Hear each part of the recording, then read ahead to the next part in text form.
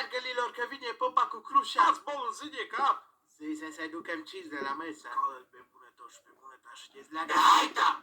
Popa cu crușa, păpuima la orta. Fică Mariane, harmața buzearu, pău! Ele futu în gură. Necesită bungi de tensiune. Ți-am dat la amanet bungi de tensiune ca să-mi iau bilet la Ianuș Asteca.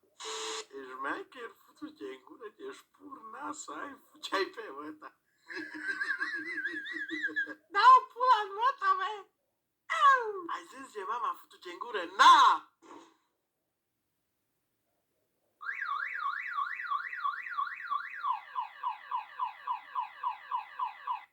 Da, ce-ai calmat? Cred că da. Vrei să-ți mai fut una după cap?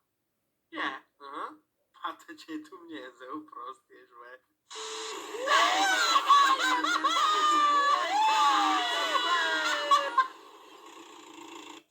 Pups, leninuța, grasule, azi sunt fericit. Am un numai. Oameni, fiți atenți aici la ce vă spui. Ăsta e primul om care a rupt craca de pe arborele genealogic, băi! Ok, boomer. Promovăm sau nu violența domestică? Da! Și ce facem în cazul în care femeia își cere drepturile? Dai cu secura în cap!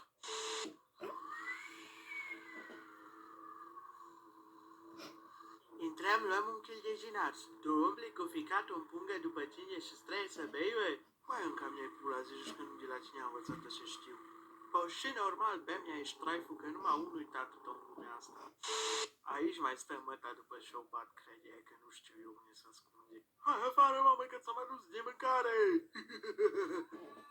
Tutu-vă Dumnezeu și-al oamenii voștri, cu așa să colindă, vă mâncăm eu, spor, vă fut niște... Sara de Crăciun, să vă aduc pe Dumnezeu, sara de ajun, să mă mântuieze, sara de Crăciun. Am zic la scoaie. Ua, coaie, mă plimb și pe mine. Ce dracu de sărăcie, linge-mi hormonii, merg la lucru și iați. Stai pe loc, cetățean colorat. Din motive bine întemeiate, cetățenii colorați n-au voie în încăpere. Fă bine și țepă-l pe funii ăsta acasă până n-arunc cu sopon după el. Bine ca să puneți un oare. Peter Piccolo 4 foc.